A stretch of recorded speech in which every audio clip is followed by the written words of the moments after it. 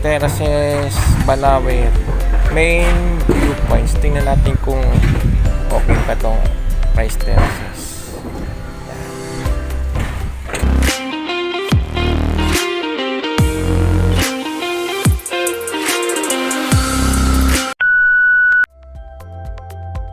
Yon, tingnan natin mga kagulong ang Banawe Rice Terraces or hagdan-hagdan palayan ng Banawe.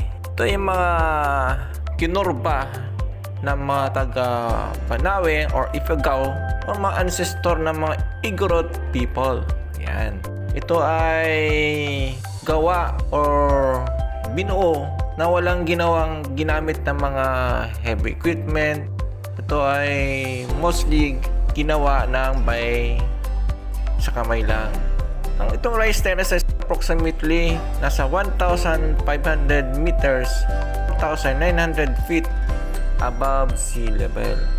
At ito ay nakakaroon ito ng sariling patubig or ancient irrigation mula sa rainforest nito or sa kabundukan nito.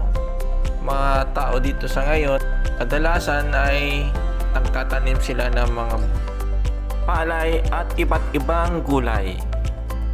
Pero ngayon sa mga panahon ngayon, mga kabatang Ifugao ay hindi na gaanong nagtatanim. Kaya medyo konti lang yung, kasi sa nakikita nyo, konti lang yung may mga tanim dyan. At saka kadalasan nagkakaroon ng erosion o pagguho ng lupa dyan.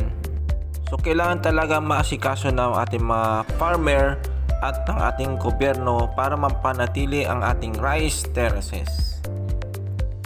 Isa pa sa mga nagiging problema dito sa rice terraces nito, malaking uod o tinatawag nila sa Ifugao na olang na nagkakaroon ng sanhi ng pagkasira ng palayan.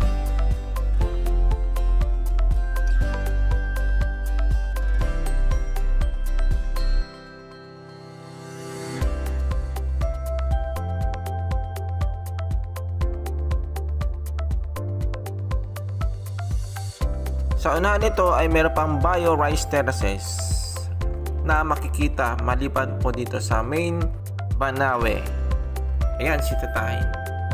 Hanggang sa muling paglalakbay, ride safe!